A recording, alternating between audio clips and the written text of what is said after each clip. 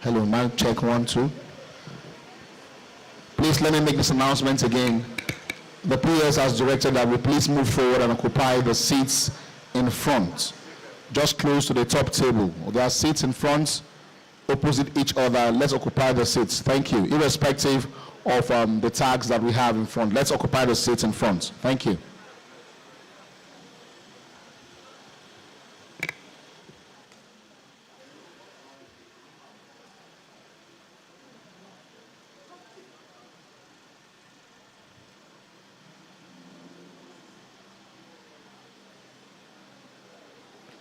Then please, the Secretariat, please be on standby. We'll need a rep from the Secretariat for a recap of yesterday's event. So that should be done when the time comes. Thank you.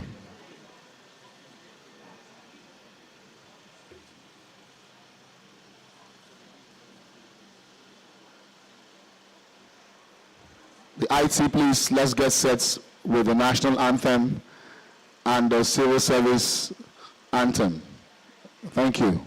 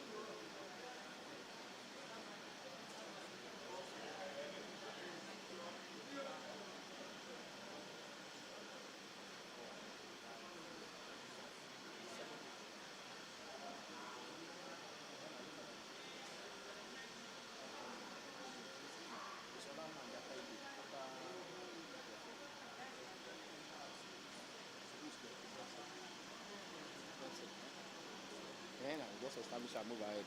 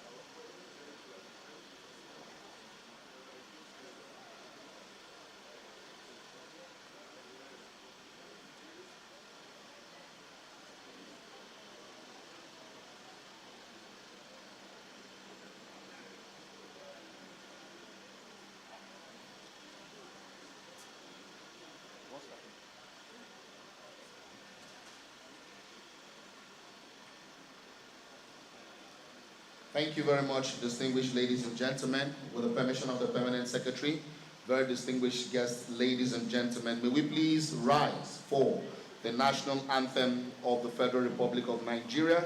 That will be closely followed by the Federal Civil Service song. Thank you.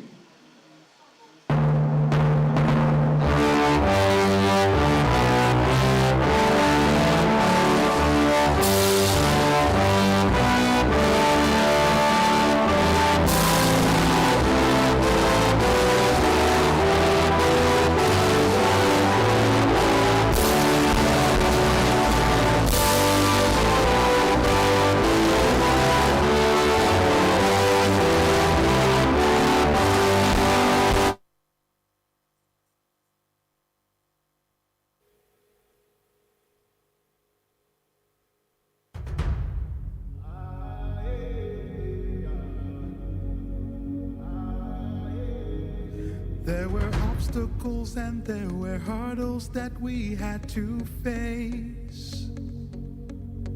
There were challenges and there were struggles that we had to brace. Now there's a sound of change that is coming, a journey towards a transforming and rebuilding a system that will stand the test of time. We're building a system that will stand the test of time.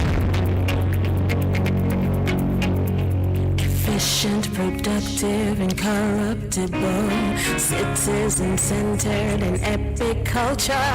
This is the Federal Civil Service. Our mission is clear as day.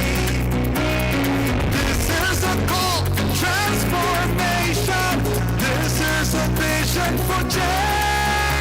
A citizen-centered epic culture.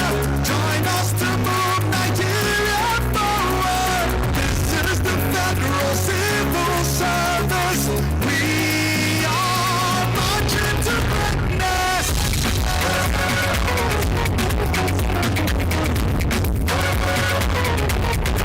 Creating new possibilities, rebuilding capacity. Serving the people with excellence and honesty. Where there's a drive, where there's inspiration, partnership and innovation. It's the building a system that will stand the test of time. Oh, it's the building a system that will stand the test of time. Federal Civil Service, our mission is clear as day. This is a call for transformation. This is a vision for change. A citizen-centered epic culture. Join us to move Nigeria forward. This is the Federal Civil Service. We are marching to greatness.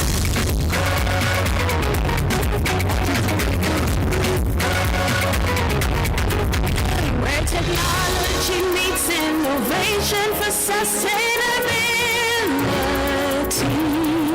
Civil servants rewarded for excellence and creativity. Yes, a strong civil service means hope for our country.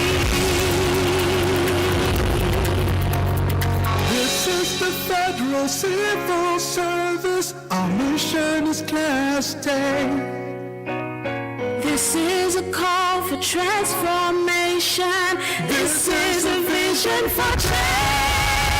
This is an epic culture. Join us to move Nigeria forward. This is the Federal Civil Service. We are marching to greatness.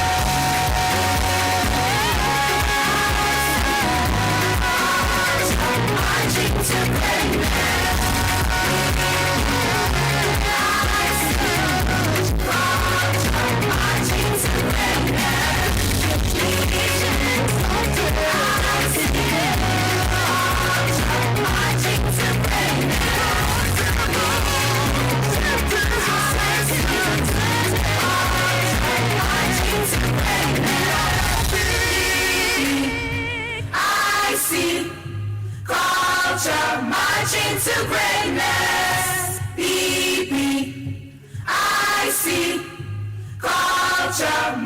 into greatness.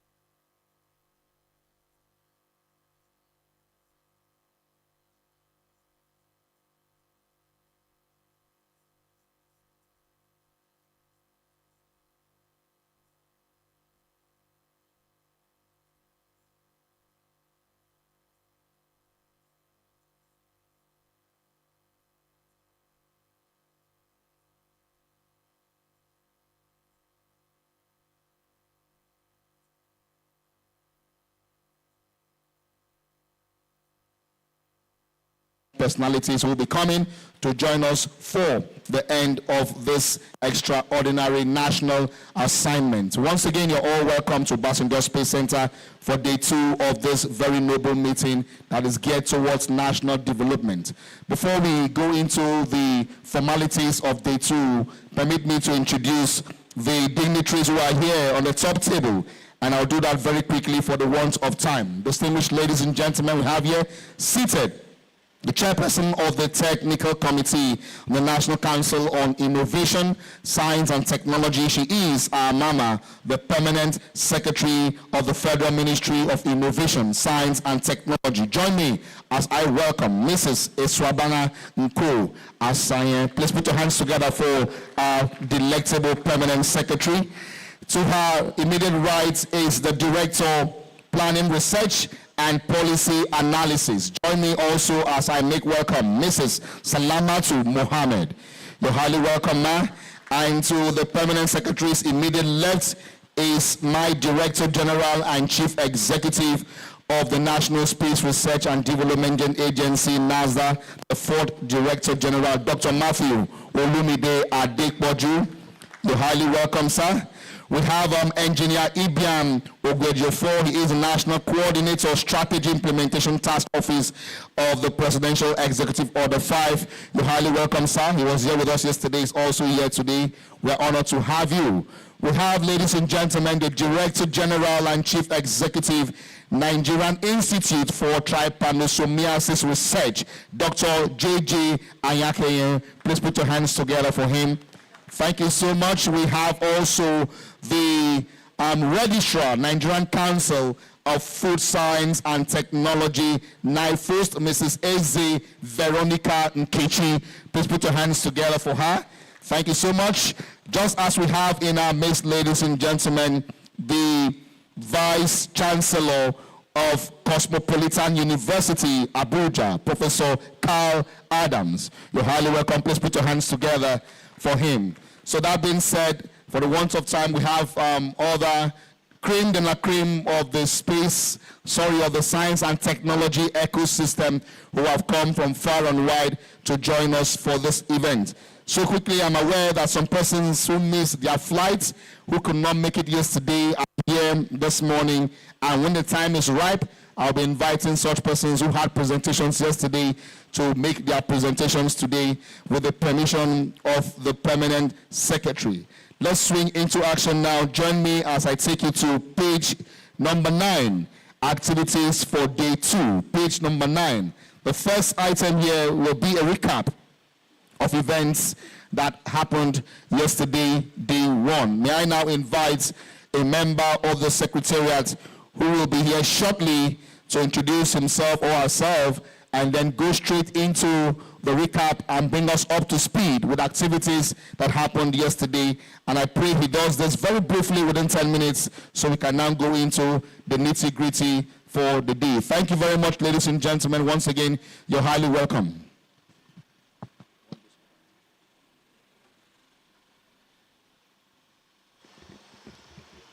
The Permanent Secretary Federal Minister of Innovation, Science and Technology, other members of the top table, distinguished ladies and gentlemen. My name is Fatogun Moses Temitope from the ministry.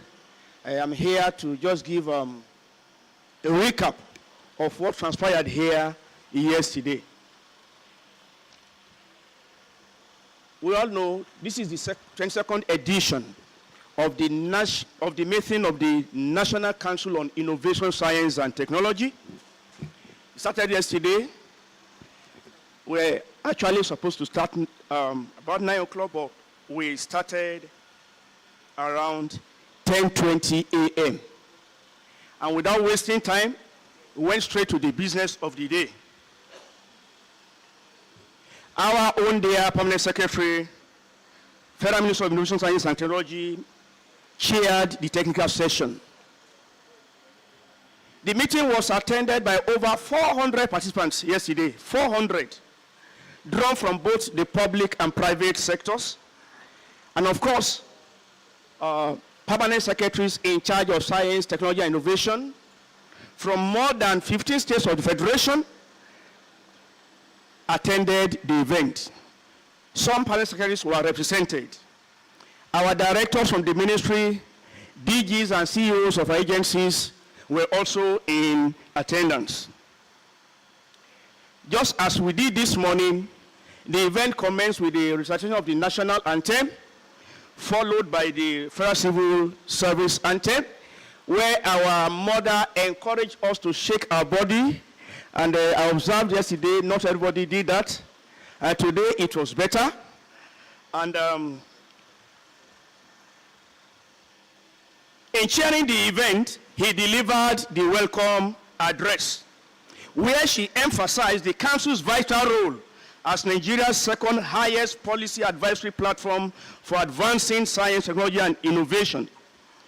She acknowledged the Honorable Minister's leadership and highlighted the Council's strategic importance in addressing national challenges such as population growth, insecurity, climate change, and youth unemployment. She further stated that the theme, research, develop, innovate, and commercialize, a cycle for national prosperity, underscores the need to institutionalize the STI as key drivers of sustainable development and called for collective action, robust partnerships, and a commitment to implementing policies, urging stakeholders to move from dialogue to measurable outcomes that will foster a technologically advanced and prosperous Nigeria. During the course of the opening ceremony, 4 goodwill messages were delivered by the President, Association of Nigerian Inventors, Sadiq Abubakar, who was represented by Imo Otuko, the Director General SETSCO, Professor P.C. Oyenekwe, who spoke on behalf of the DGs and CEOs of the agencies under the ministry, the Director General NASRDA, our host, Dr. Matthew Adepoju, and of course, the Permanent Secretary, Minister of Science and Technology in Nasarawa State, Chairman Atinoke, who spoke on behalf of members of the technical committee. They all commended the ministry for the organization of this event and reiterated the importance of researching, developing, innovating, commercializing to the growth and prosperity of the nation. The opening ceremony also featured a performance by MAT Theatre Group, where they mesmerized us with their dancing steps, reflecting the diverse culture of our dear nation, Nigeria. The minutes of the 21st edition were also considered and was adopted. Similarly, we moved to the technical session, where the motion for the adoption of the agenda to enable us to proceed was moved by the DG of the Nigerian Building and Road Research Institute, Professor Duna, and the motion was adopted, or seconded, by Mr. Zaya S., Director of Biotechnology, Plateau State Ministry of Science and Technology. After this, we move to the presentation of memoranda. A total of 69 memoranda were presented for your consideration. All except one were approved to be scaled up to the higher platform tomorrow. And that one was stepped down because the prayer being sought by that memo was being implemented by the ministry, and so the meeting directed that the drone the presenter mentioned, developed by Plateau State, should be brought to the next Techno Expo, from where further actions will be taken. And without wasting much time, we...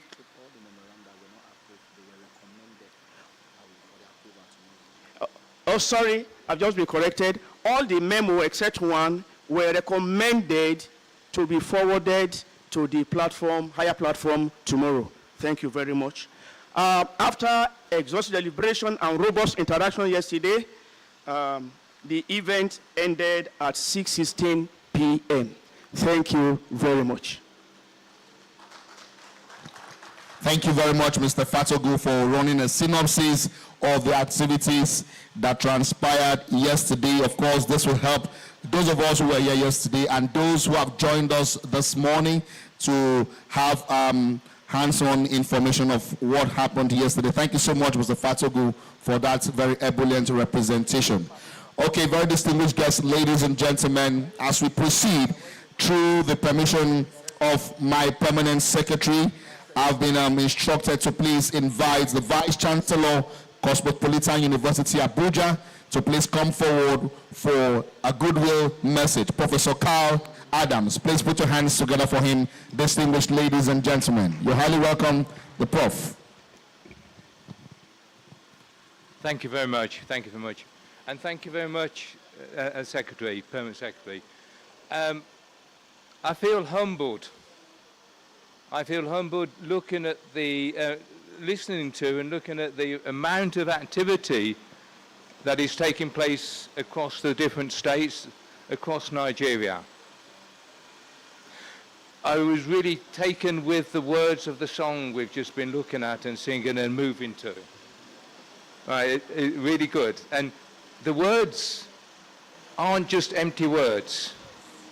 They're promises of where we're going to go, where Nigeria is going to go. You've got the foundation, the fantastic foundation of all the interesting, innovative projects taking place across Nigeria, across the different states. I want to take you forward 25 years to 2050. The UN brought out a report of what's going to, expectations, what's going to happen globally in 2050. We're going to see a big democratic change. You're going to have China. Its population is going to shrink. You're going to have Europe. Its population is going to shrink. Japan, its population is going to shrink. And what's going to happen to Nigeria? It's going to explode. The number of people, not just the number of people, the number of highly qualified people. Nigeria already has as many universities or more universities than most of the countries in Europe. It's got more universities now than in the UK. What does that tell us? 2050, you're going to have more PhDs than probably Europe combined. Absolutely. This is the foundation that you're building on now, all the wonderful projects. Look at all the wonderful universities that you've got. Yes, they're young, some of them. Some of them are really old, with a good, solid history. every one of them has really top quality, talented people in. That 25 years time, that's going to be a powerhouse, a global powerhouse of innovation. Driving science across all the sectors. So those visionary words in that song, they're not just empty words. Things are in place to get there. What we've got now is to build on the fantastic structures taking place at the moment, set in place now, building on those structures to make those words a reality. Everything is in place for it to happen. It just takes a lot of steps, a lot of small steps sometimes. But there's steps that are taking place already. Across the states, nationally, internationally, collaboration was mentioned several times. We're collaborating just as our own university. We're collaborating with researchers in the US, in the UK, and of course, researchers across Nigeria. When we look at innovation, that's where collaboration comes from. I implore you to look at collaboration points. This is how we're going to get that world standing, brushing shoulders with some of the best in the world. And they will want to rub shoulders with the best in the world in Nigeria. So, I have a vision for 2050. I want all those words to come true. We have everything in place for them to happen. Keep up the innovation going on. Set up the structures, build on the structures which have been developed already. Make those structures a reality. Come up with the ideas. Support people with the ideas. We have lots of resources across Nigeria. So, let's make use of those. And I wish the next few years in the innovation conferences to come up and really shine. And people externally will go, wow, is that really happening in Nigeria?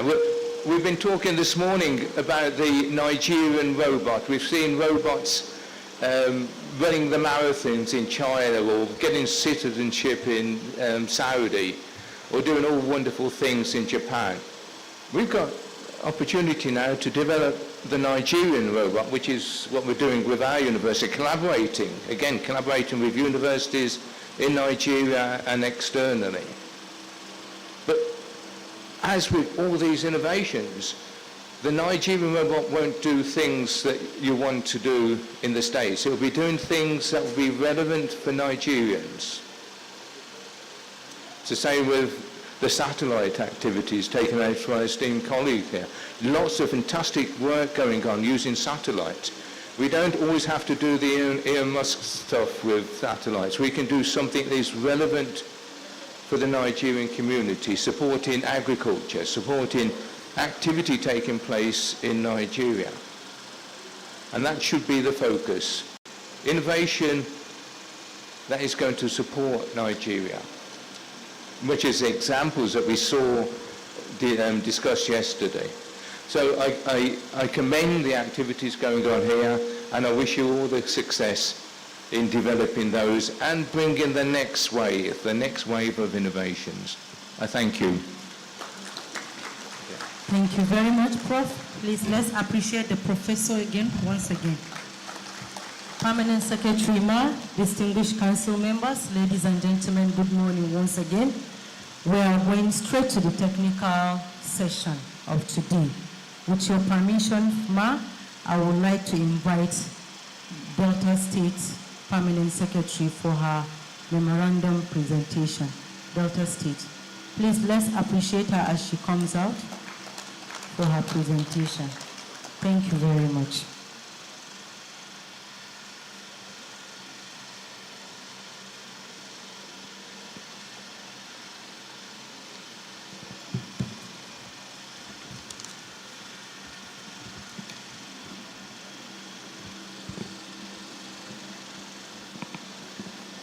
the chairman of this occasion, members of the high table, permit me to stand on the already established protocol.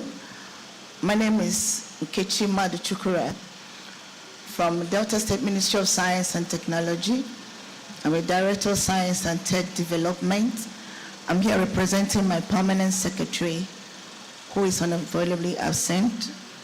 I want to begin by tendering my apology. I was supposed to be here yesterday, but I had some hitches at the airport, and I already told Mama, thank you for this privilege, this second chance. I appreciate it so much. The memorandum on the update of some activities of the Delta State Ministry of Science and Technology. The source of the memorandum is from the Ministry of Science and Technology, Asaba, Delta State, and it is an information memo. The purpose of the memorandum is to inform Council of some of the activities of the Ministry of Science and Technology in Delta State. The state has actively engaged in promoting STI through participating in the national awards, just as the 774 Young Nigerian Scientists Award, Young Spur, the 2024 Techno Expo, in which the state took third position, supporting artisans around the through grants of our technology skill acquisition program, TSAP. Although they said we are planning, we already held a technology experience event in Delta State to boost science education, and the state organized the Secondary School Science Expo, DS4, and a STEM digital literacy workshop, fostering innovation and guiding students through STEM careers. I want to quickly add, between now and then, we had other events. The state successfully established and equipped a state-of-the-art computer-based center in Ontolona, empowering pupils with the community with access to modern examination techniques and enhancing their digital literacy. The state had the Delta State Digital Policy Committee and proudly presented a preliminary draft of the state digital policy. And lastly, actively engaged in the third phase of our ICT hub, where over 300 youths were empowered with vibrant, cutting-edge digital skills, also fostering innovation. Our prayer, Council is hereby prayed to note the activities engaged as far as those stipulated events to take place in December this year, and also encourage and organize international trade missions to develop nations to expose our researchers and innovators to modern trends and global best practices. Thank you.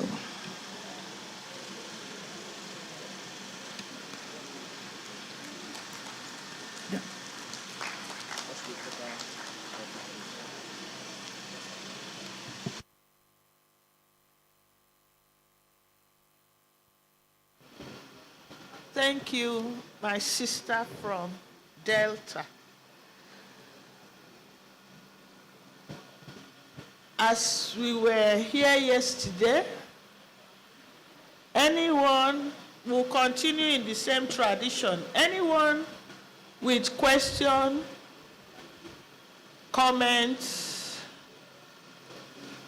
remarks, or observation?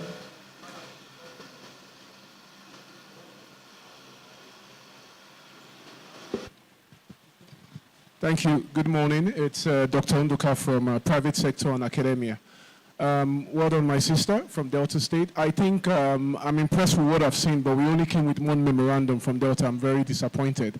I think we need to do more from Delta State. There's a lot of youths in Delta State who are very, very technology savvy and who require a lot of training and support from the federal government. So I think based on what I see here, I think we can do more. You know, I've been to Delta several times. I'm from Delta State. I'm so passionate about Delta.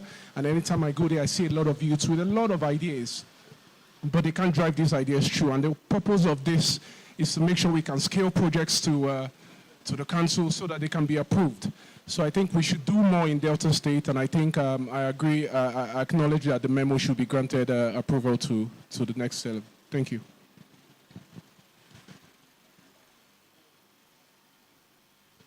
Any other comments?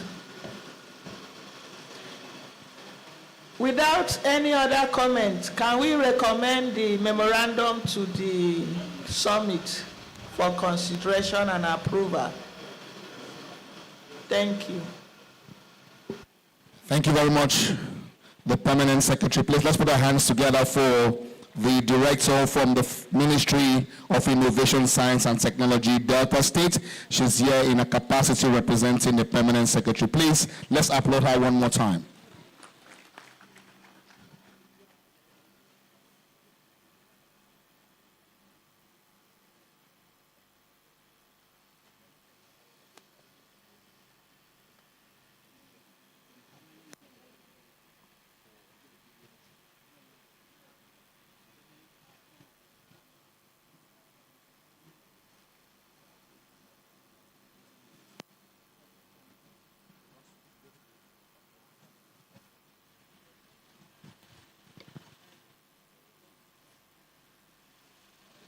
Thank you very much. Sorry for the break in transmission. We're trying to get some things in order.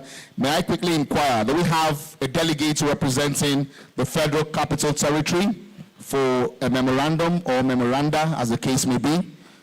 Do we have, we called the FCT yesterday. We had FCT and Delta States absent, and today Delta State is present. Do we have FCT with us?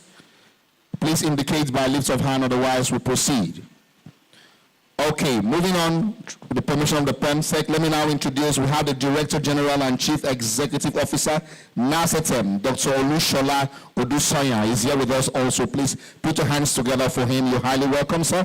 He was with us yesterday and is also here today. So let's move on to MDAs, and please take notes of the order of presentation. The first will be the Federal Ministry of Housing and Urban Development, closely followed by steel development, and then special duties, and then we have works, we have transportation, we have solid minerals, and then we have Niger development, Niger Delta development in the series. So please ensure to be close to the rostrum when the one speaking before you is rounding up. May I now invite Federal Ministry of Housing and Urban Development, if you're here for your memoranda. Please, let's put our hands together for her as she makes her way to the rostrum. You're highly welcome, ma'am.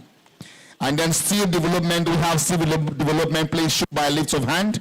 Steel development, so we can know how to equate activities. Steel development, if you're here, please. Okay, do we have special duties here represented? Special duties, may we see your hand up, please? Okay, do we have works? Do we have transportation? Solid minerals? Okay, I guess they'll join us in the course of the presentation. So let's now have Ministry of Housing and Urban Development. You're welcome, ma'am. The Permanent Secretary, ma'am, please permit me to stand on existing protocols. My name is Engineer Hikmat Toyin Aderibibe, Director Engineering Services, representing the Federal Ministry of Housing and Urban Development. We have two memoranda to present. The memoranda, the source of the memoranda is from the Federal Ministry of Housing and Urban Development, and it is information/action memo. The purpose of this memoranda is in line with the theme to provide strategies and implementation for the actualization of research, development, innovation, and commercialization of local building materials manufacturing hubs in Nigeria. The Council is invited to note that 1, the Ministry has formulated strategies to boost local building materials manufacturing in the country. And secondly, the Ministry has set out prototype layouts for the hubs in various geopolitical zones, which will create opportunities for technology transfer, innovation, research and development in housing sector. Our prayers. 1. The Council is hereby invited to note the importance of the provision of investment frameworks for the processing of illicit or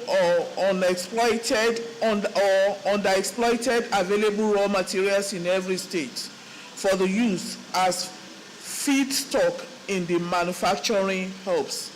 Secondly, the creation of innovation hubs and technology transfer system in the housing sector is needed to achieve the desired objectives. Thirdly, to provide funding for the establishment of artisan schools and local building materials clusters to be established and located in each geopolitical zones in the country, thereby making readily available building materials accessible to cluster markets and customers.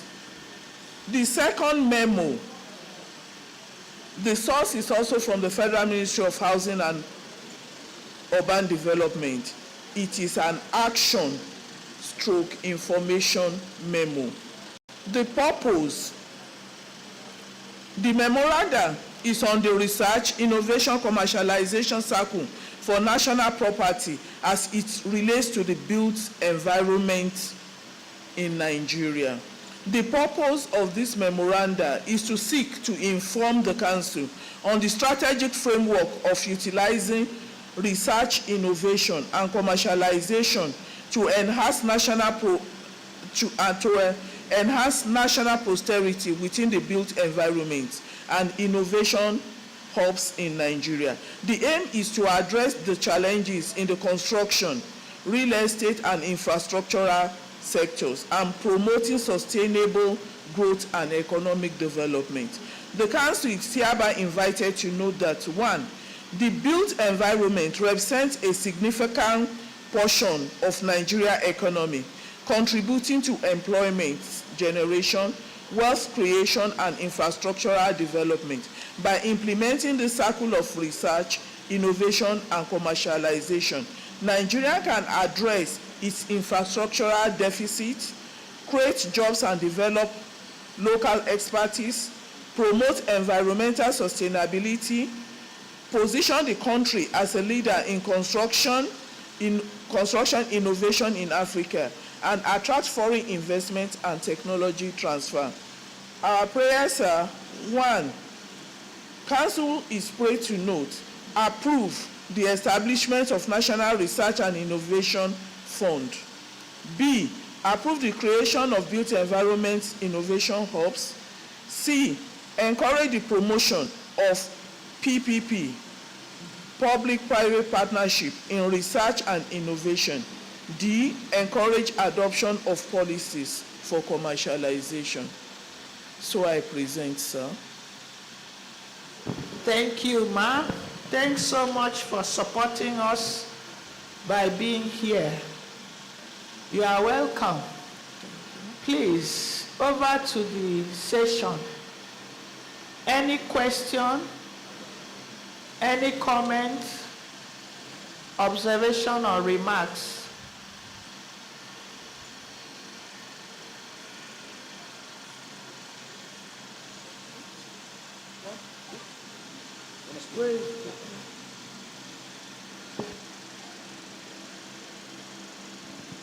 Good morning. Good morning, everyone. My permanent secretary.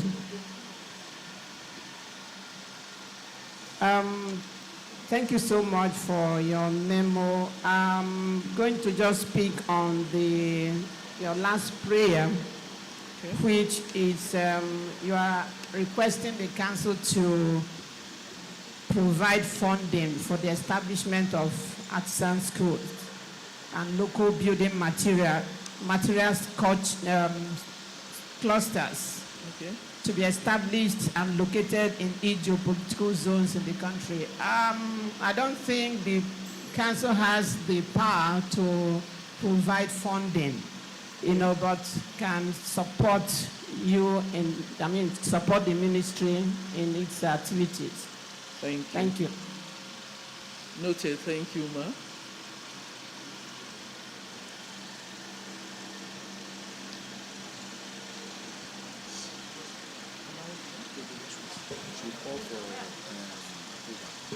Okay.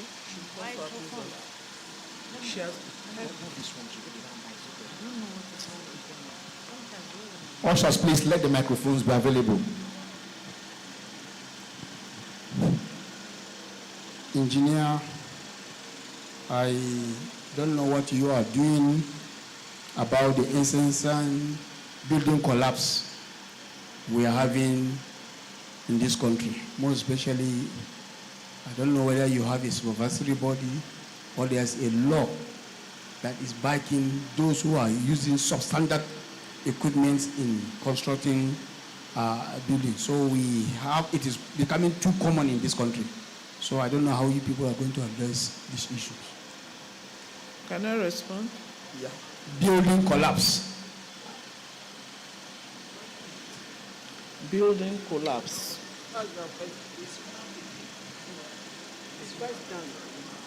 Please, you can go ahead. Say it again. I said I don't know whether the department or the Federal Ministry of your Federal Ministry is doing on the incessant building collapse we are having in this country. There are so many people that are using substandard materials in building, in construction. Yeah. So, is there any law that will back those who are using these substandard equipment in constructions? Okay. Can I respond?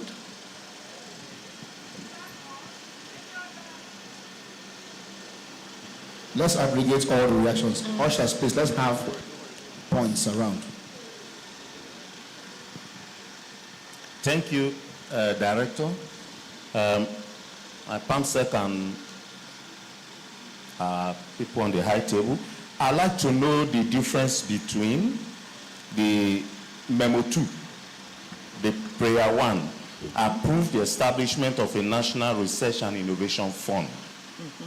What is the difference between this and the National Research and Innovation Fund of the National Research and Innovation Council, which is in existence? What's the difference? Okay. And Prayer 3, encourage the promotion of PPP. What exactly is this prayer? Because there's PPP and there's a national policy on it, there's ICRC, everything's already there. So what exactly, so that the higher authorities that were taking this to tomorrow will be specific on what is lacking, because all of these seem to exist. What is the lacuna that we are asking that should be filled? Thank you.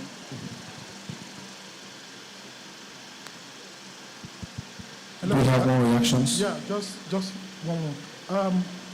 Good morning, distinguished ladies and gentlemen, the convener. My name is Professor Adejumo Adeneye. I'm representing Lagos State University at this event.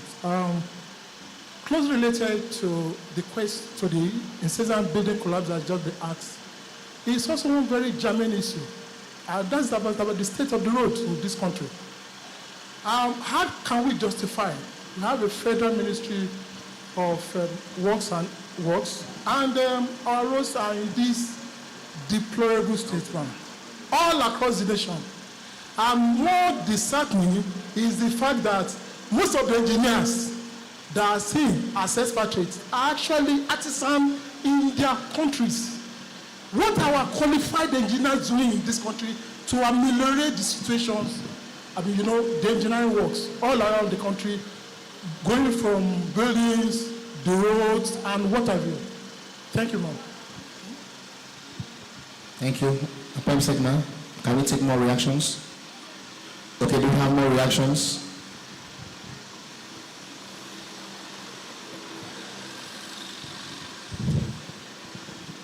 My name is Mr. Dennis from Federal Qatar Commission.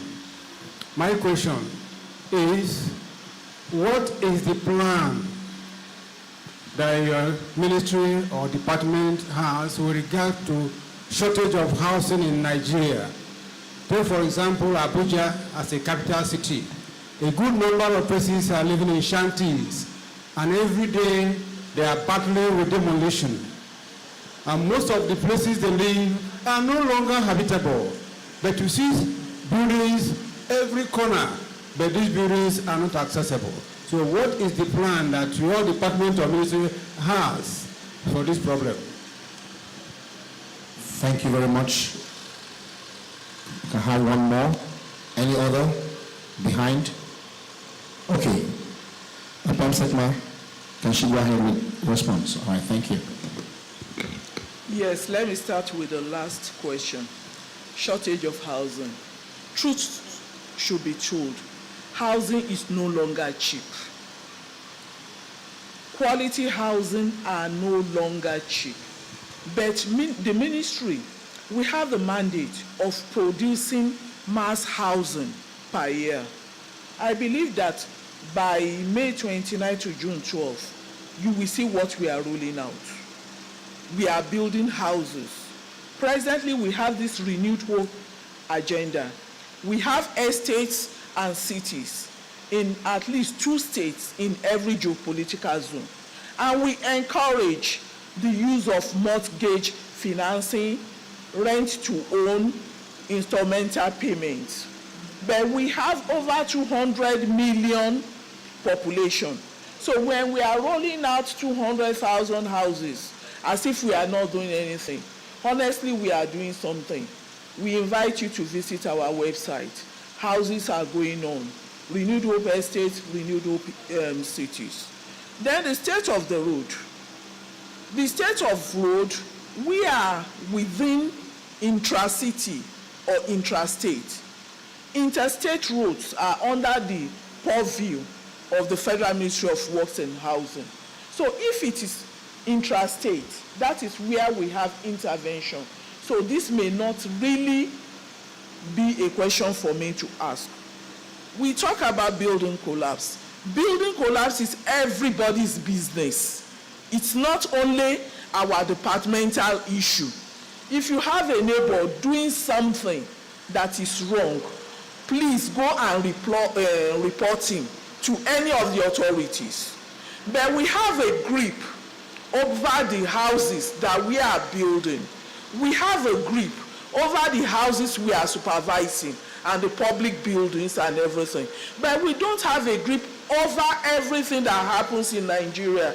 I'm a Lagosian, I know what happens in Lagos. When I was in Lagos, if I see anything wrong, and I know that if I go and meet them, there could be some altercation.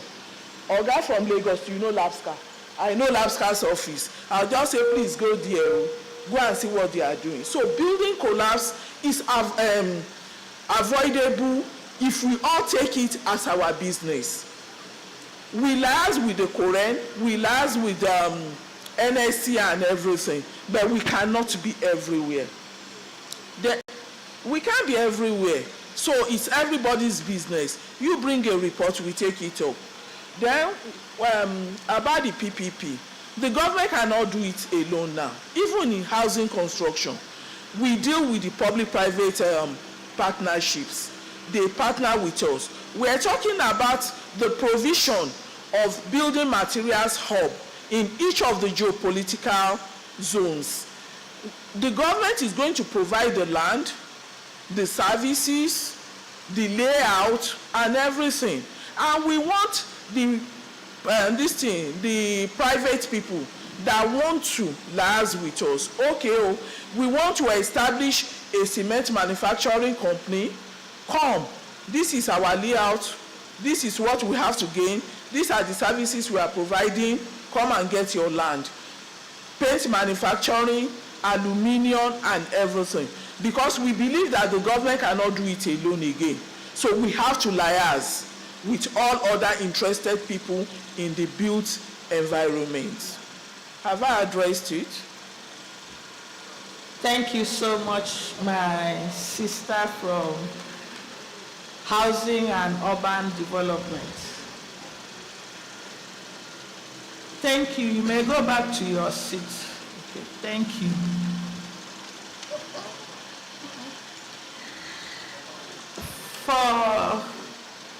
For the issue of collapse of houses, we all know the God that we are worshiping in Nigeria, the deity we are worshiping, money. There are rules and regulations that are being put in place. When you pick up any of this and read, you see that everything is addressed. However, because of the God we are worshiping, how to make money, sharp, we'll now go and buy the circumference of rod that cannot withstand 20 floors of a building to set a building up. What do you expect? Is it not collapse? For my brother from Plateau, a school collapsed in Plateau and so many children died. Likewise in Delta, Rivers State. Why? Because we want to make money.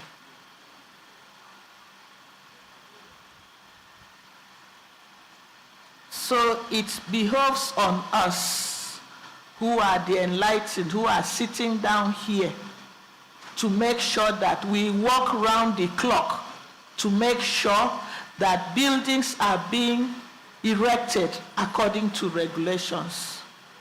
Without that, we'll continue to be saying building collapsed, building did not collapse.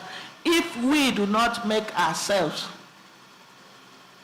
relevant in the construction of buildings, whether residential, commercial, for the school, anything, we who are members of all these Korean, Nigerian Society of Engineers, amongst others, we should make ourselves relevant. Without it, we'll continue in this trend.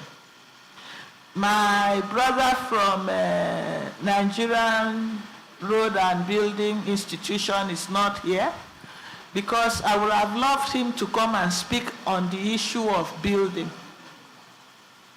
There's a lot that we need to collaborate so that we can have affordable buildings in Nigeria. The institute should be able to develop more cheaper products for buildings in Nigeria, for Nigerians to be able to have decent living. We should also make sure that the town planners, they go around these, what we call shanties, to address the urban or rural concept of something that will give us decency in our living space. There is so much that we have along the way drop out because of us looking for money. Money has made us to lose our psychic.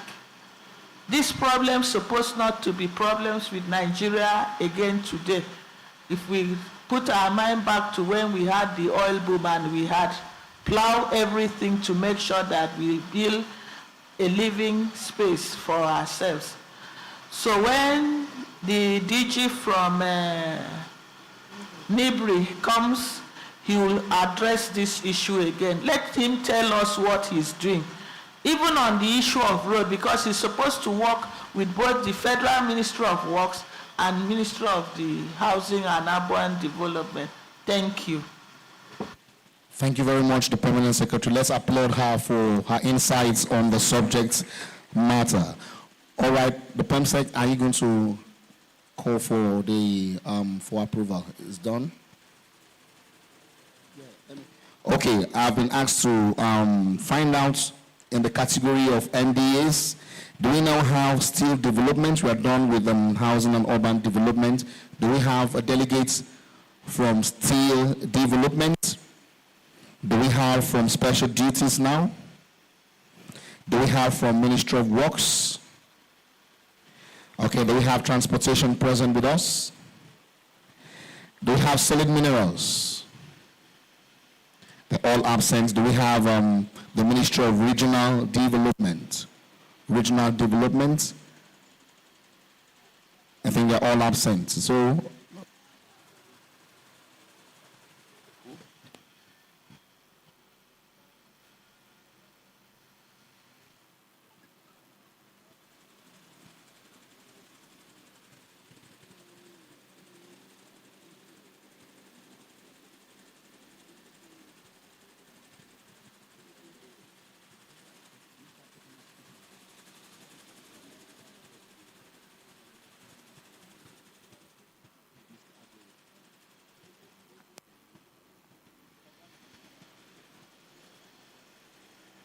okay, Mr. Aguru, are you set now for a brief presentation on the past event?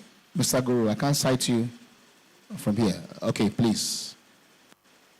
You have just 10 minutes for a short presentation. Thereafter, when he's done, we will go to institutions, and I hope they're present. Do we have NASRDA State University, Kefi, here? Okay, Bells University, Ota. Adamawa State University, Mubi. Okay, so when we're done with these categories, we'll move into other government agencies, and I'll be inviting Naseni at that time. So, Mr. Aguru, please, let's go on with the presentation.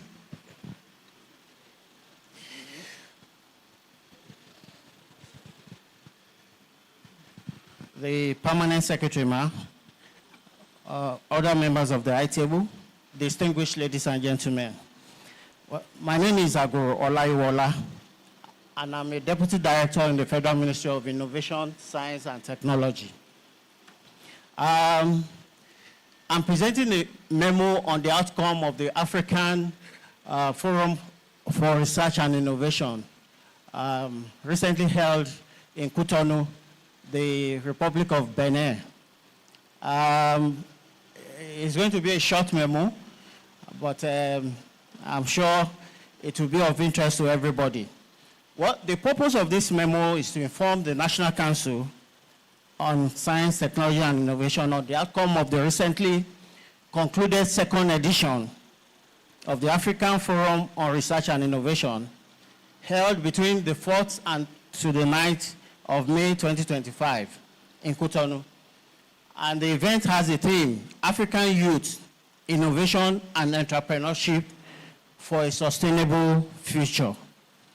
Well, Council may wish to be informed that the objective of the African Research and Innovation Forum, otherwise known as FARI, includes improving public understanding of the role of science, technology, and innovation in the socio-economic development of the West African region, improving the viability of the region's scientific and technological research, creating a regular framework for dialogue among all the scientific and innovation actors within the region, provision of results of research and technological development by researchers in ECOWAS, as well as opening new perspectives of partnership between and among actors within the R&D landscape. Well, you may wish to be informed that the first edition of FARI was actually held in Abuja here in November 2022. Okay, in November 2022. Well, I'd quickly like to go to the outcome of the event. Prior to the event, there was a call for expression of interest from all member states to send their startups and their innovation to the ECOWAS Commission. And good enough, out of the over 293 startups that applied, Nigeria had about 115 of them that sent in their application. Unfortunately, out of that 115, they scaled it down to 3. And the 3 that represented Nigeria includes All Green IVY, which their innovation was on tetravide sanitary pad made from biodegradable material. Secondly, there is EduGist Partners Limited, and their innovation was on safe to report education. This is like Safe Schools initiative. How do you monitor children while they're in school and out of school? And the third one has to do with BEMA technology, and their innovation was on the conversion of waste polyethylene and polystyrene to a paint binder for the formulation of water-resistant emulsion paint. Unfortunately, out of the three that represented Nigeria, none of them won the coveted prize. But I tell you, it was a very keen contest. Côte d'Ivoire came first, Ghana second, and the Republic of Benin third. At the end of the event, the ECOWAS Commission was urged to promote collaboration among young people in the ECOWAS region through innovation competitions and exchange programs. 2, create and strengthen regional platforms for best practice sharing, market access, and co-development of solutions. 3, increase the budgetary allocation to Program for Research and Innovation, PARI. PARI is a program within the ECOWAS sub-region. And I'm sure very soon the ministry would do the adequate sensitization to everybody to know about PARI and for them to apply. It's a competitive program which is aimed at selecting the best research submission for the award of grants. I'd like to say that PARI is different from FARI. So, 4, to create a regional network of mentors to support young entrepreneurs and innovators in implementing diverse projects. Set up mechanism to mobilize the West African diaspora to share knowledge and invest in youth-led projects. And finally, to create a startup alumni network for FARI participants, as well as maintaining ties, foster collaboration, and track the progress. These are recommendations to be implemented by the ECOWAS Commission. For us as member states, we were urged to improve the regulatory and policy framework by implementing effective and inclusive innovation policies. 2, we are equally urged to promote open science policies in line with the UNESCO recommendations. 3, we are equally urged to strengthen young people's entrepreneurship skills in emerging fields. 4, we were equally urged to establish, and where we have those ones established, to strengthen innovation hubs and incubators nationwide to support young project leaders from idea to realization. Again, we were equally urged to facilitate access to financing, drawing on available mechanisms and opportunities to promote innovations and entrepreneurship. We were equally urged to organize regular national startup competitions to identify and support innovators. Again, we were urged to set up special programs for women and young people with disabilities to ensure equitable participation in innovation and entrepreneurship. Again, we were urged to mobilize the private sector and the diaspora to encourage the corporate social responsibility investments and internship programs for young people. Lastly, we were equally urged to promote the organization of summer universities, otherwise called summer schools, to build the capacity of startups. So the Council is hereby invited to approve the immediate implementation of these recommendations arising from FARI 2025. Secondly, to disseminate all the recommendations across the relevant ministries, departments, and agencies, and subnationals, as the case may be. And lastly, to collaborate with ECOWAS commissions in areas identified above to be midwife by the ministry. Thank you very much.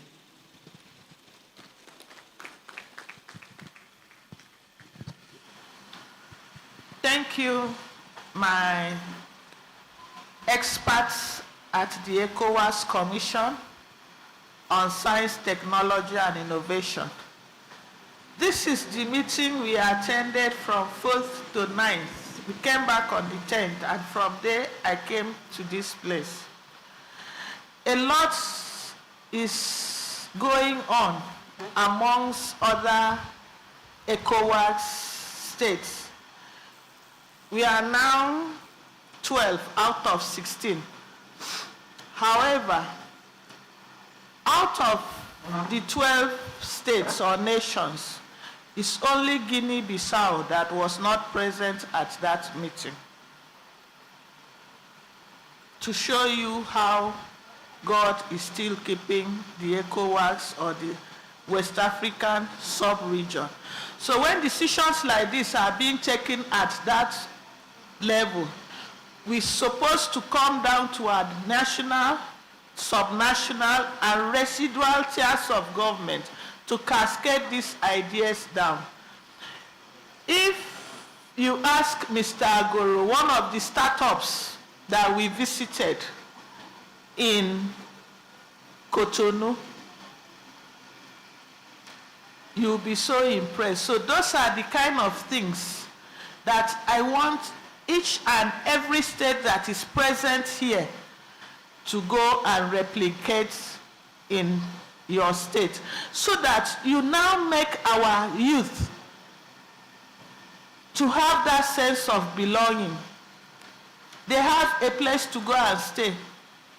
If you had followed one Indian pharmacist who is producing drugs, say he's making money, those drugs are being channeled into West Africa. Our children should not be drug addicts or dropouts. All of them are talented. If we don't have money to send them to regular universities, we should get these places for them to go and sit down and use their brain for positive things. And that is the essence of why I asked him to come and brief the session. No state that did not submit memorandum before will say that Mr. Agoro came to speak without his memorandum being part of the compiled memo that was meant for the council. But it is because of the importance of what we went for, which I wish every state present and MDA to please create innovation hubs in your states, in your ministries, departments, and agencies, so that most of our youth that will sit down when they come to office, they don't have anything to do, is to stay in cluster, to be talking, and then, like they said, an idle mind is workshop of the devil. They will now start thinking of how to destroy ourselves. That's the very essence of why I asked him to brief the session this morning. Thank you. Thank you. Oh, wait, call him. Do we have any question or observation or contribution that we can also use to make this a more Nigerian-friendly issues? Thank you. Comments? Again, thank you, your distinguished permanent secretary, for the opportunity granted to be able to add my voice to the cause. I will tell you the truth, I'm hearing for the first time this initiative, which is a very laudable one. And I want to urge you to improve on the sensitization of this program. Go around the universities, colleges of education, tertiary institutions we have. You can even begin from secondary schools. Because for innovation, it's better you catch them very young. You will be very impressed with the ideas, very brilliant ideas that these young children they have. So please, I just want to implore you to improve on the sensitization and creating awareness about this program. And I can bet you say you only had 120-something representation. You have over thousands of applications coming, and we'll be able to bring out the best for us. It was quite disheartening hearing that Côte d'Ivoire, as well as the size of Côte d'Ivoire is not up to the size of Lagos State to come top. And we are talking of Nigeria being the giant of Africa. It's not as if we don't have those brilliant scientists, but for us to be able to spread the net, to harvest the best, and let the best represent this nation. Thank you for the opportunity once again.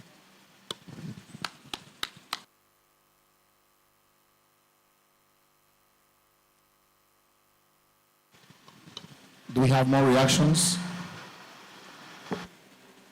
Comments, questions?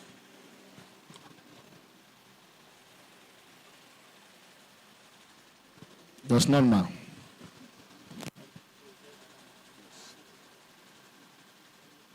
Thank you very much. Please, let's put our hands together for him once again for doing a very good job. All right, ladies and gentlemen, you recall that the PEMSEC had mentioned that the Director General and Chief Executive NIBRI should be able to highlight some issues on this national importance concerning building and roads. I've just been informed that the DG NIBRI is now with us, and I now kindly welcome him to make his input on the subject. Thank you. DG NIBRI, you may decide to speak from where you are. Please, ushers. Okay, thank you.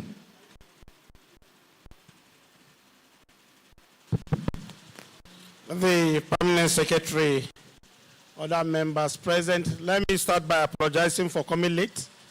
I had an important schedule in the office.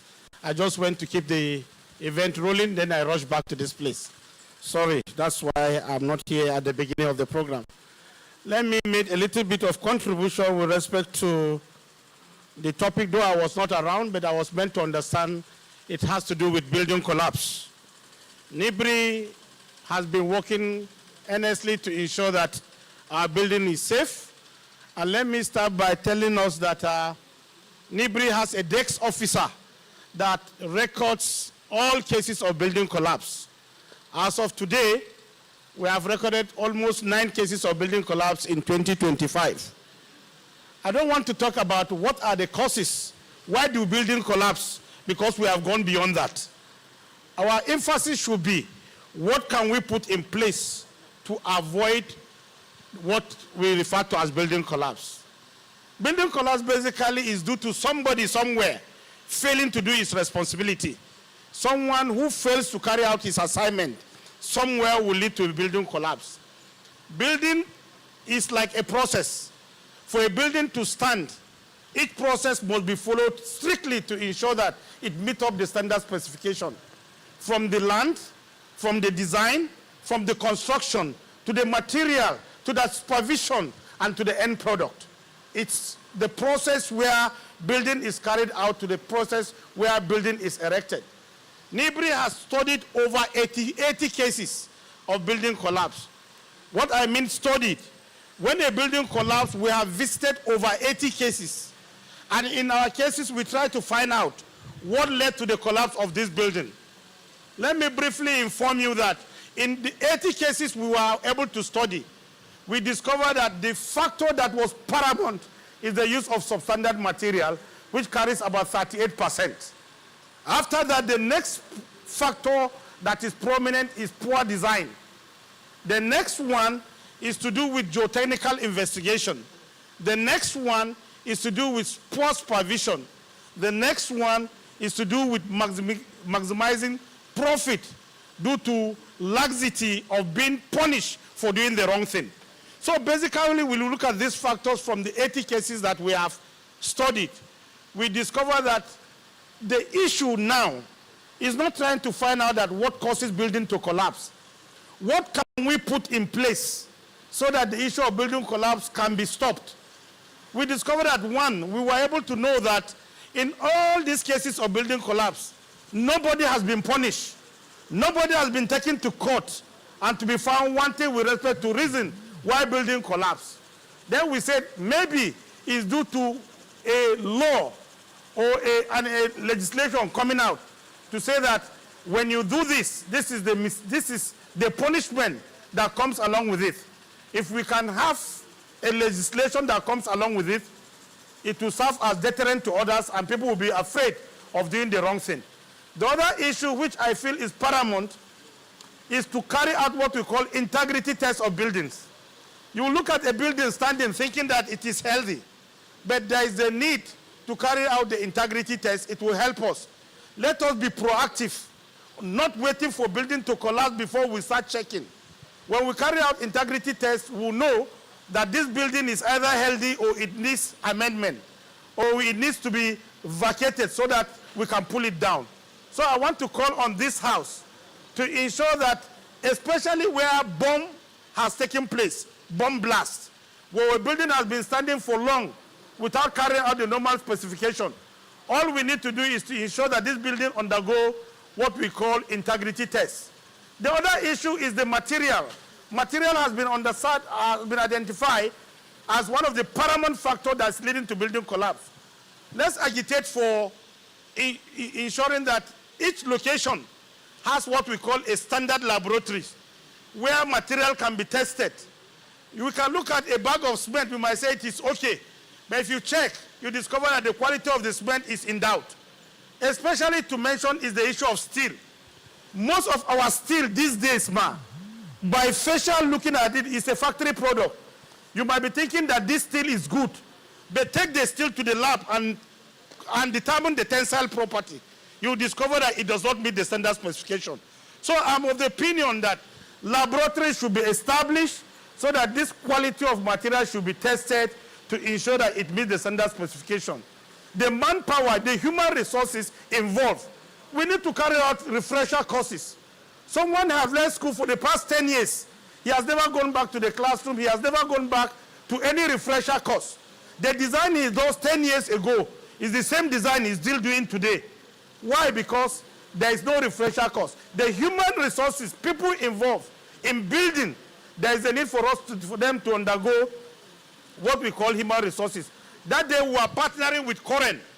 I said nurses go for refresher course every 3 years. Every profession has a way of updating knowledge. Why not Koren come up with, or Koren or Toprek or Common, people in the construction industry, come up with a way of updating the certificates of the people working in the construction industry. They should go for refresher training. They should go to know how things are done now. It is not when you left school 10 years ago, you think the thing has not changed. Knowledge is dynamic. So human resources is there, quality of material is there. The next thing is geotechnical investigation. Very, very important. It has been identified that most of our buildings collapse during the rainy season, most of them. Why? Because the soil bearing capacity is soft during rainy season. It is saturated. Building collapse because the soil cannot carry out the load. There is the need for us to carry out geotechnical investigation before the commencement of every project. When these issues are put in place, my palm sake, I'm 100% sure the issue of building collapse will be a case of the past. Thank you very much. Thank you very much, DG Nibri, for that very insightful public lecture on building research. I think it deserves a big round of applause again. Thank you, my brother, for the memoranda that has been presented. We didn't recommend it to the council, to the summit. Are we recommending it to the summit? Thank you.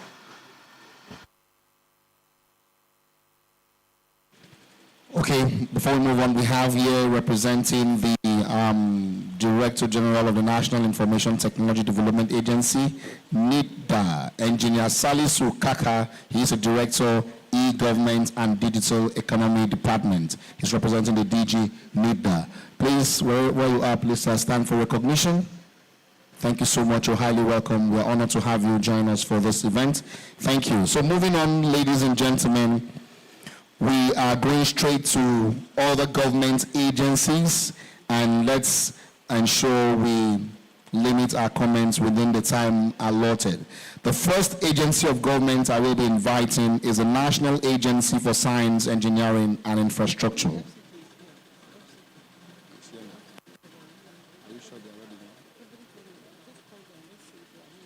Okay, thank you very much. We have a very slight change. Naseni, please be on standby. I've just been reliably informed that FCT, they have a delegate from FCT for a memoranda. We have 8 memoranda. FCT. That's the information we got, that FCT is available.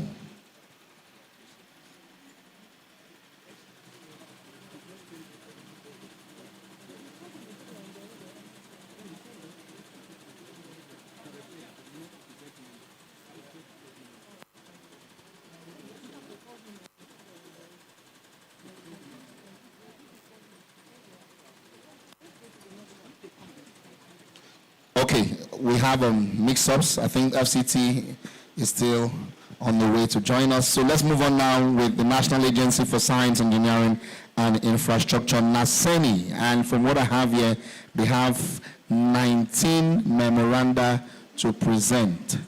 So NASENI, I hope you can do this within record time. Thank you. Let's please applaud him as he comes for his presentation. Thank you. Good morning, the PAPSEC, a member of the High Table.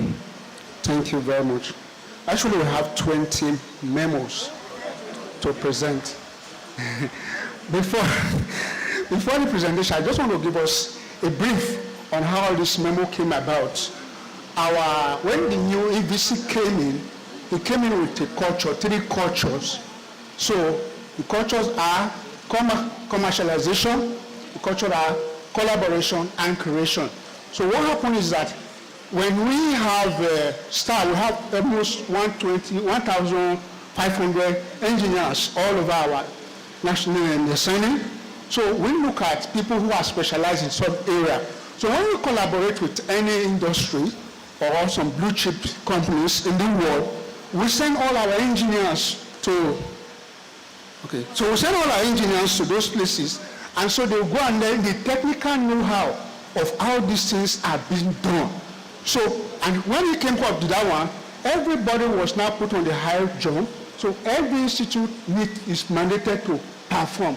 And so when you perform, there is also going to be a reward. There's reward and then staff welfare. Thank you very much. So we have the 20 memos here. So one of the first memo, I'm going to start with the first memo. We have a 5 action memo and then a 2015 information. I'm not going to give an explanation of every set of reading.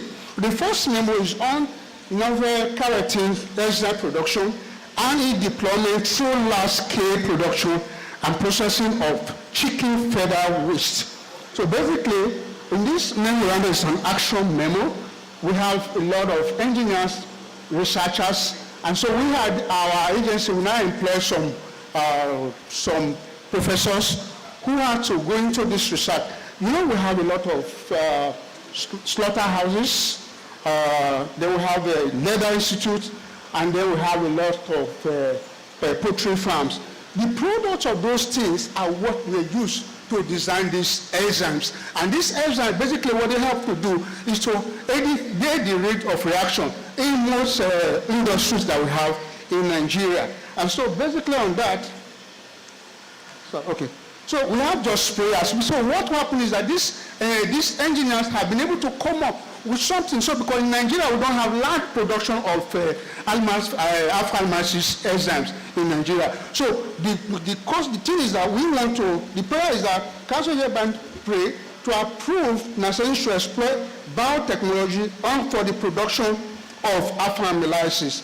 And NASENI also seek, the second prayer is NASENI seek to support all research in this large scale. We actually wanted this large scale in production of alpha-amylases enzymes. Thank you very much. The second memorandum is basically, just like because of the background I've given to us, the background I've given to you is on what our EVC have come to do. On the second memorandum is a promotion of science, technology, engineering, and mathematics in Nigeria through the provision of science skills. We have all our institutes. And then, you know, in those days, when we were in secondary school, before you have a lab, all this chemistry lab, they are always housed in a building. But now we have a miniature form of lab whereby you can perform more than 40 experiments like all that we have.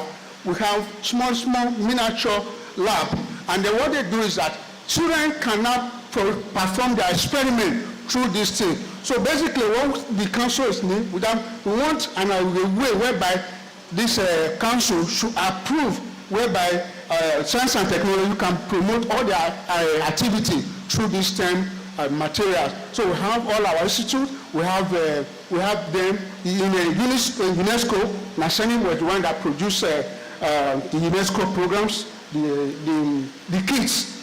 And also we do training.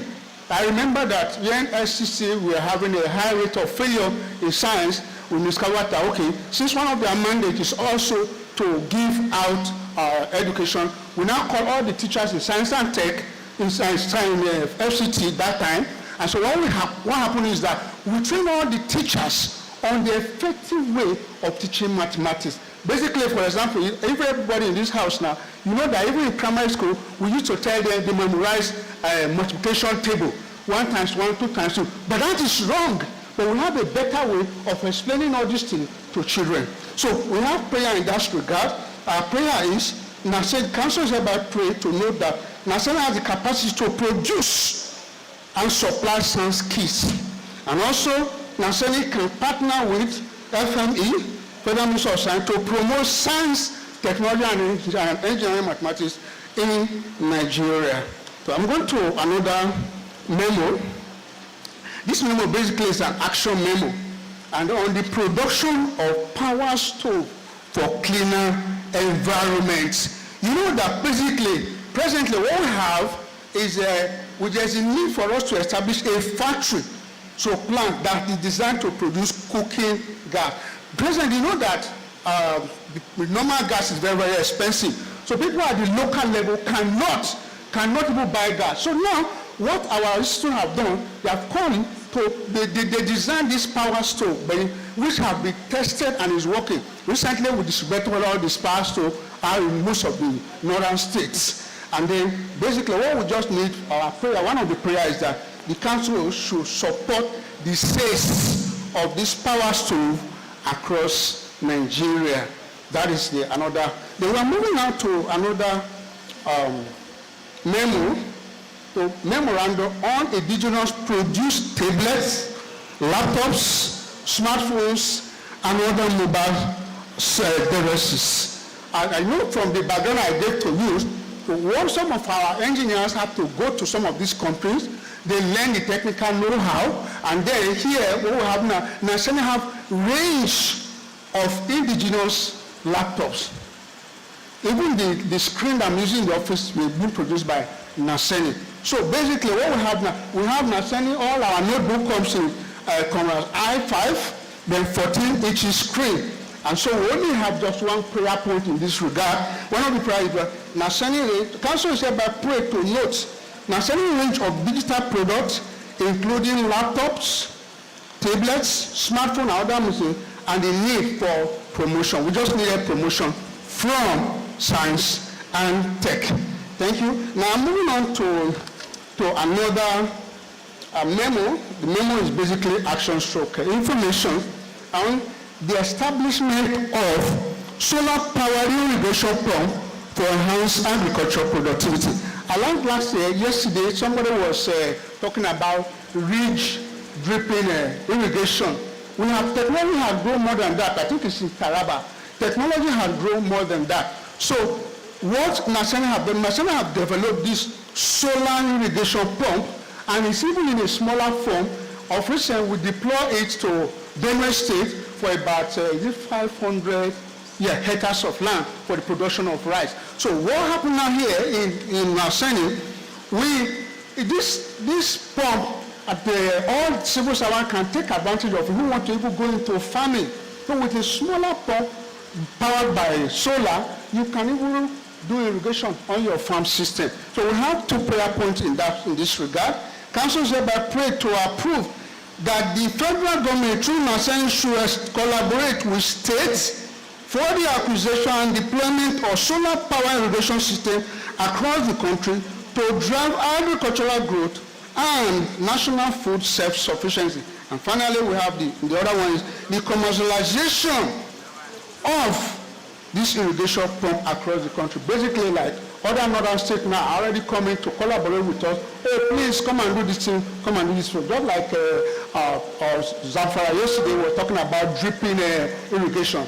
Now, technology has grown more than that. Thank you. Now I'm going to another one on the memorandum is actually action stroke information on the development of NASRDA cold fertilizer projects. Cold fertilizer project. But let me just give us a brief. You know, in villages, we have some swamp, some pond, some island. The crops, you see what plants on top of the rivers, on top of those water. Those things are very, very potent. And actually, that is what they are using in some companies in the world. So what NASRDA have to do is that there's the council should know the importance of cold fertilizer treating soil. You know, this cold fertilizer happen, it has 26 nutrients, better than the NPK. And what NASRDA have done is that, just from the background I've given to you, we are now in a testing stage, a trial feed.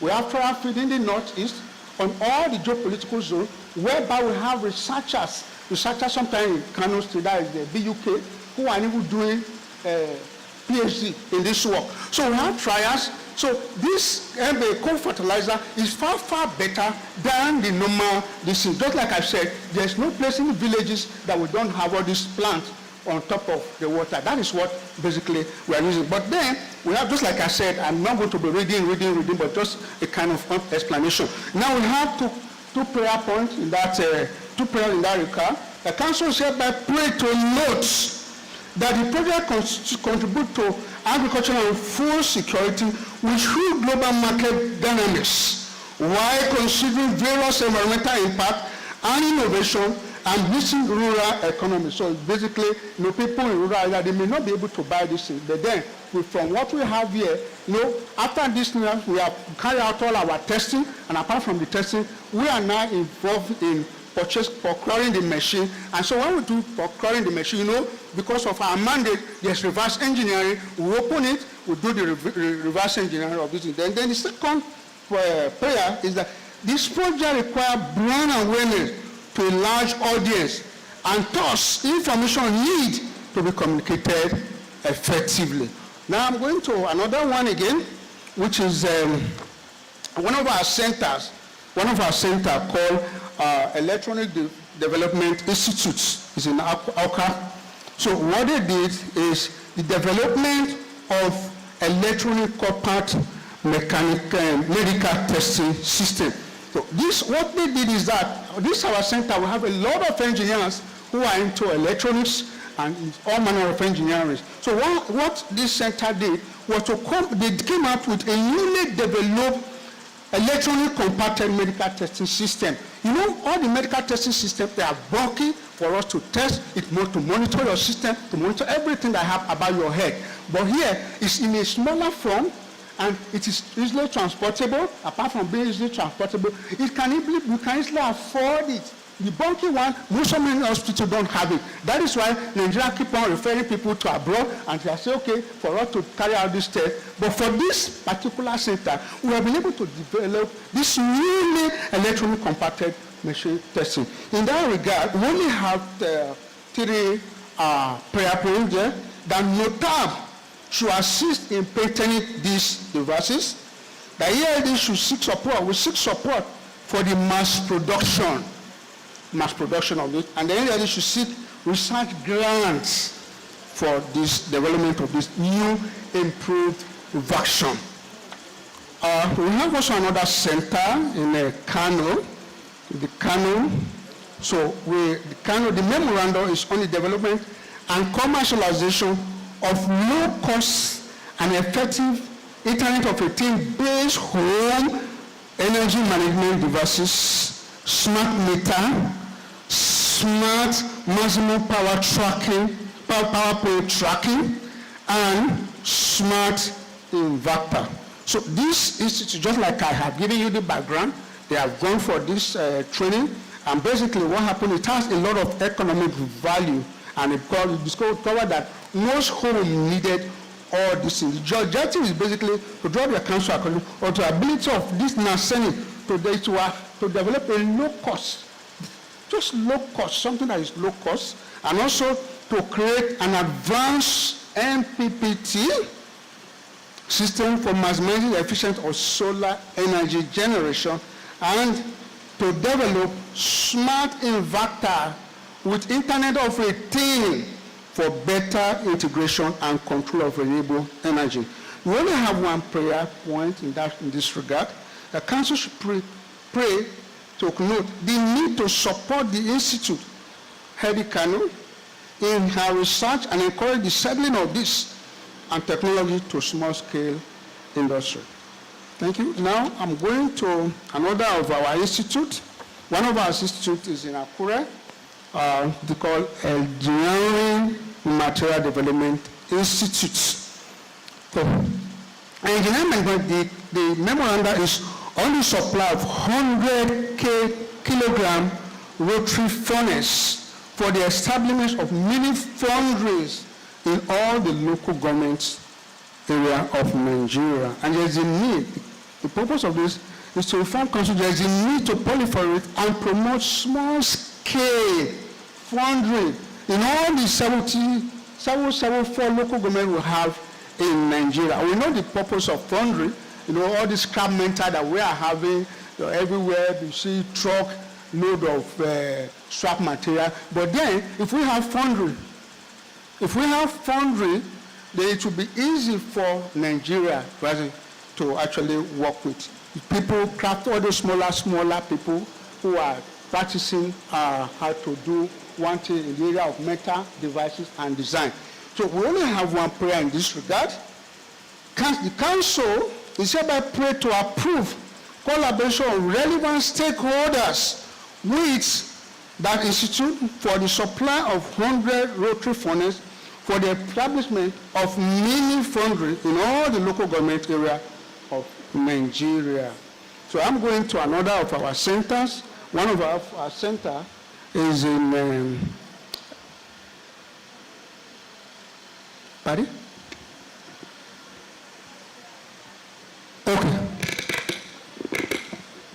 Okay.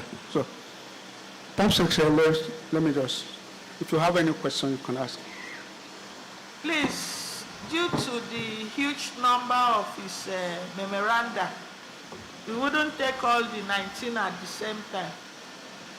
So, what he has done now, do we have any questions or observations?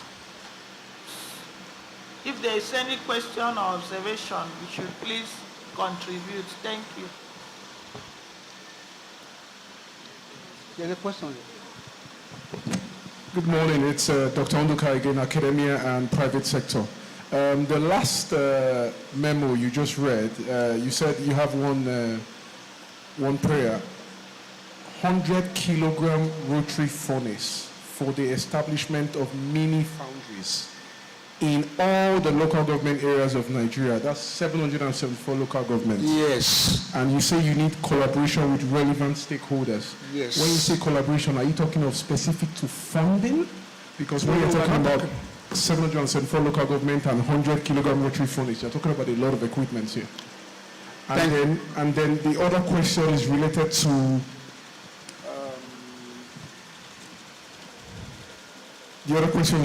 the power stoves. There's a lot of work on these power stoves across the whole of Nigeria. Every time I go to a different event, I see a different kind of power stove enhanced from the previous power stove. What makes this Naseni power stove any different? And then my third is going to be a comment. Naseni is a top-tier engineering institution and organization. It should house the first-class engineers from all universities in Nigeria. First-class, second-class engineers, anytime they graduate, I believe Naseni should go and recruit them and take them on board. We see no reason why our first-class engineers are joining banks when Naseni is there, or our first-class engineers are joining other institutions when Naseni is there and should be housing them. So I think this is something I'm very passionate about. Thank you. Thank you very much. I think the last one is a comment, but what happened is Naseni already have partnership with a lot of institutions, like we have talking. Thank you very much, Engineer. I'm really delighted that you save time going through most of your memos. And I think you sacrifice the technical part as a result of that. So most of the memos you presented ended up being pedestrian in approach. And apparently you did not give us the engineering content of many of these things. And you made some glossing remarks about education, which for me is a touch point, knowing what has happened in recent times. The NASRDA kits for science kits is not the only solution to the problems we face in education today. You can see example when Ogun State gave its own presentation yesterday. They told us about some of the things that they are doing in Ogun State. You may have also heard about Edo Best, which is a program by Edo State to improve science, technology, engineering, education in those states. There is need for us to get NASRDA back to the fold, for you to collaborate more with the science and technology institutions, for you to continue to do what NASRDA was known for before, and continue to work as a family of science and technology, so that we remove the non-scientific part of this and focus on those. Because I think maybe because of the fact that you needed to speak quickly, you glossed over the science. The science and engineering is why we are here. And I think that's what you should bring forward. So going forward, as you are presenting further, I think you focus a little bit more about the science, because that's what we want to listen to, so that we can see where we all key into. Thank you very much. Good morning, ma. Permanent Secretary, good morning, ma. I am Dr. Lawa Adekunle-Kolawole, Director and Head of Department of Biotechnology at FIRO, Oshodi. I want to ask from NASRDA's presentation, your first memo in the area of enzymes. I want to find out, at the moment, is there any agency you are collaborating with in that regard? Because I want to say that at FIRO, we have done so much in the area of amylases, which you mentioned. So I would like to say that if you have not been collaborating with any agency, you could let us know exactly the amylases you want, and then probably what you want to use it for. Because we have done so much in that particular area over the years and so on. So we are ready and prepared to collaborate with you as long as you know exactly what you want us to be a part of. Thank you very much. Good morning, ma'am. My name is Adekunle Olatunju from Ogun State. I'm interested in the memo on the coal fertilizer. It's a very good memo which can be recommended to the council, but I want NASRDA to further work on that memo to make sure that the memo, the impact on the ecosystem, there should be a kind of assessment that should be included in the memo, so that it will not have harm the ecosystem as they are using it. Thank you very much, the Permanent Secretary and the representative of NASRDA.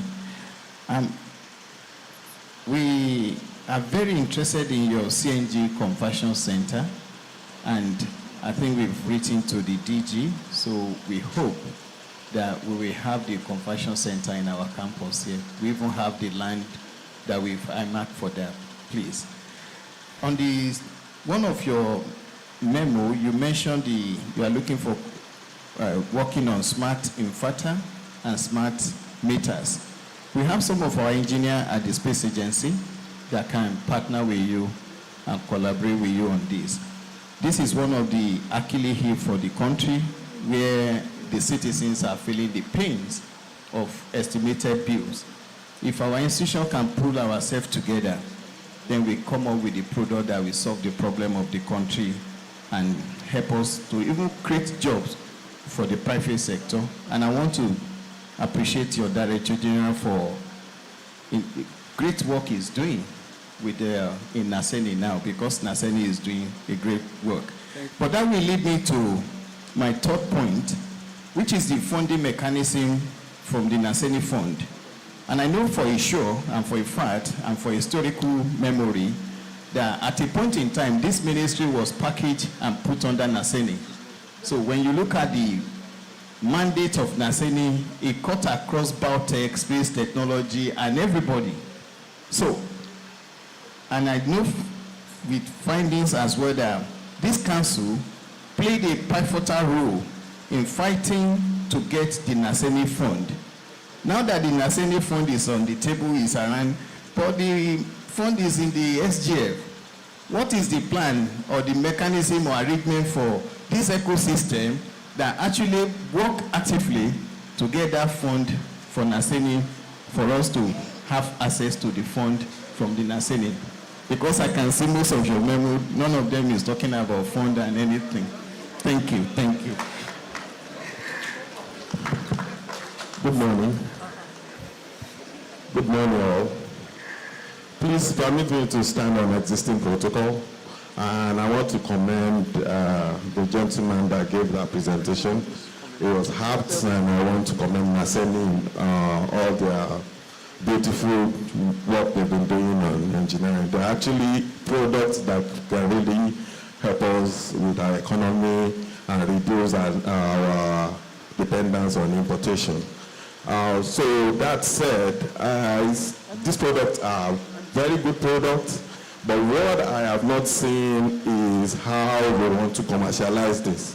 I want to get clarification. Do you intend to commercialize it on your own, or you have a plan to work with the private sector? Because in my whole head, I feel the best way to do this is work with the private sector to commercialize this, and this is how we can gain the full potential of this product you have invented or produced. That's just my submission. Thank you.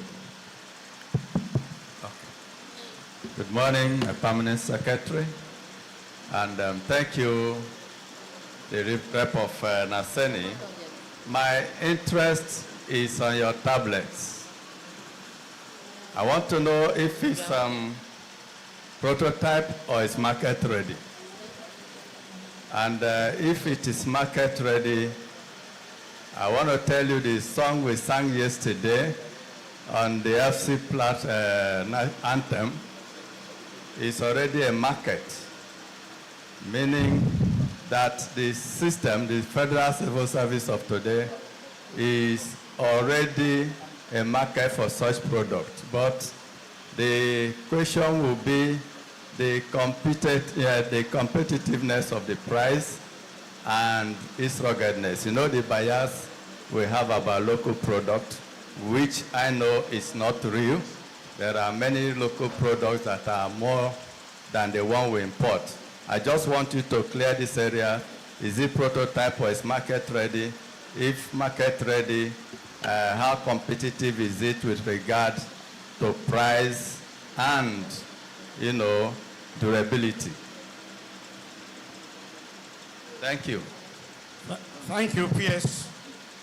Mine is on the memo on page 50, which has to do with the compound medical testing system. I don't know, basically, my PAMSEC, it's unfortunate I lost my driver, virtually looking healthy. The next day I was told he's dead, in just a difference of 5 hours after dropping me at home. So we were encouraged to establish small health centers in our agencies to serve our palliatives when something like this come up. I want to know more with respect to the compound medical testing system. Is it ready for purchase, or is it at prototype level? And you are making a prayer that NOTAP should assist you in patenting the device. So I don't know at which level can we go and patronize it. Item number 2, let me align myself with the DG of NASRDA We struggled for funds to come. I remember during the time of Senator Uche Kunife, we fought for this percentage to come to Naseni, for this thing to go round. When the thing arrived, Naseni was taken from Science and Tech, and it has been taken to an office beyond what Science and Tech can reach. Please, this is what we fought all together. I feel it should go around in line with anybody that is in line with the science research. Then my last contribution is to do with the foundry. The furnace. Nibri has a furnace center foundry unit in Ozubulu. We are still trying to construct it, and very soon it will start production. So I don't know how far you have gone, though you are, in your own request, you are agitating that furnace should be established in all these 774 local governments. Just to tell you that we have a big center, we are about to commence production. So maybe we can partner in that area so that we can have a win-win situation. Thank you. Thank you. Thank you very much. Good morning. Good morning, all. My name is Aaron Oluwayemi. Sorry, can I answer some of those questions so that I will not lose track of what I'm writing? Sorry. Okay. Yeah. Thank you very much, the PAMSEC. Man, our foundry is not just, we are not designing it. They have been designed, have been tested, and have been running. And so what we just needed is basically to collaborate with all the local government so that we can have foundries in all the local government. Another thing is that if you want to, technology is increasing every day, changing. We actually need to look at your own technology, how you did your own, and if you are collaborating with us, we normally do an assessment text for that institute or whatever person that collaborating with us. We do it, and then if your score is very, very low, because we need to do on-site assessment apart from the quality assurance text. So that is what we are doing. Then concerning the fund that my DJ and you mentioned, it's all of us, okay. No, basically, you people and we were under Science and Tech before, and then you people have House Committee on Science and Tech. NASRDA also have House Committee on Science and Tech. On NASRDA, there's House Committee on. It's part of it, sir. And apart from that, when we do our budget, we also do our budget with a very good narration. To a very good narration. And so that one can also create fund. And also, when we partner with you, there's also a percentage you have, and we also have a percentage. The product, that is what I mean, the profit involved, we also divert it to other projects. That's what we are doing, sir. Okay. Then there's also someone that talked about market readiness of all our products. I want to tell you that we have warehouses now. Very soon, in the next quarter, maybe before the next, when President wants to come in for the next 2 years, it will be 2 years in May ending. All our warehouses will be open, and then presently we have more than 50 products, even down to, how do I call it, freezers. Because we have projects. What we did was that no staff is idle in our Senate.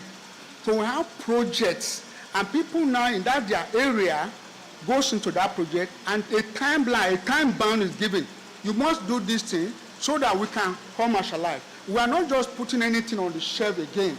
So we did the prototype and put it on the shelf. No, we design it. Once the design is out, because I've said that, we send people to all those, like Indonesia, we have a collaboration with Indonesia company that is into this coal fertilizer.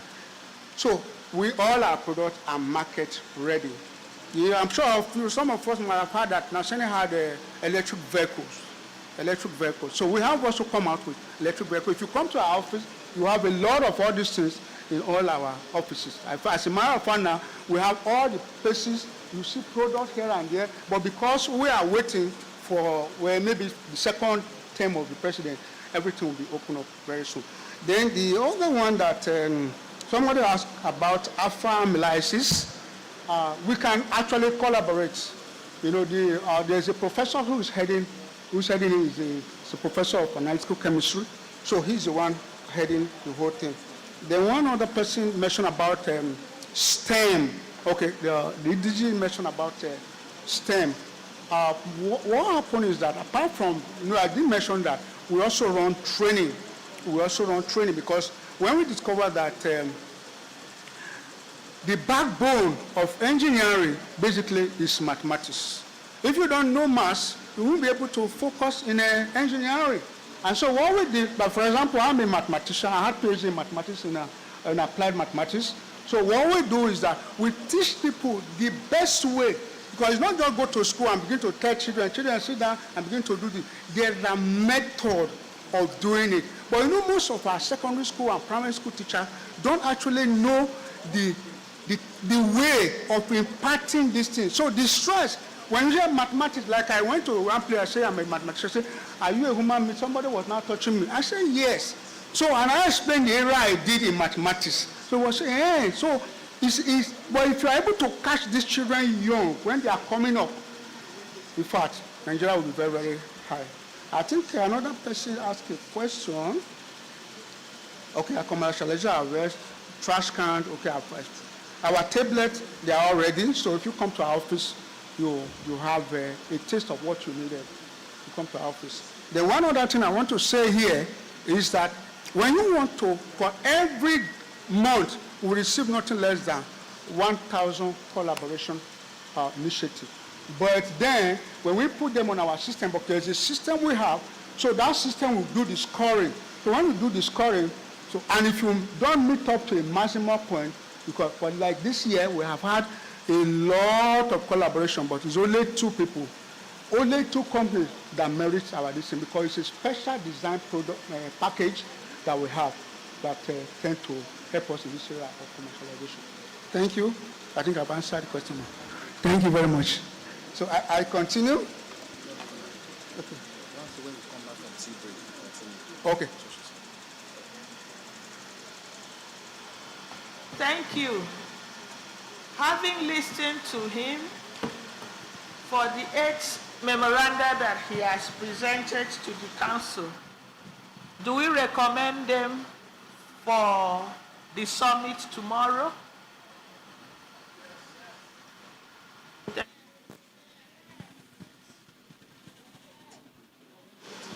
All right, thank you very much. Please, let's put our hands together for the rep of Naseni. Okay, yes, it's not done yet. The PEMSEC has directed that we go for tea break. When we return, we will take the remaining parts of his memoranda. So like we did yesterday, the PS, the directors general, and all the permanent secretaries from all the states here represented will meet at the upper room of this building, and then the rest of us will have our tea break at the same venue we had yesterday. So we'll reconvene in 20 minutes. 20 minutes from now, we'll reconvene. Thank you so much, distinguished ladies and gentlemen, and thanks for your cooperation so far. Thank you.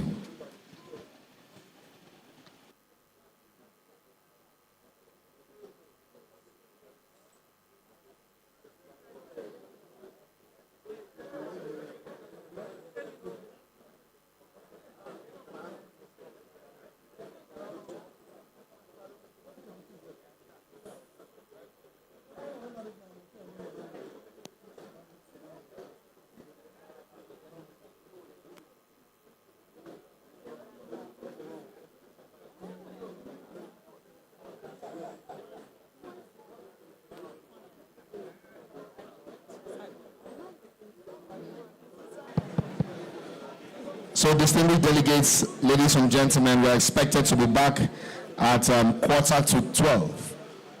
11:45, 15 minutes to 12, we'll reconvene to conclude the session of presentation of memoranda.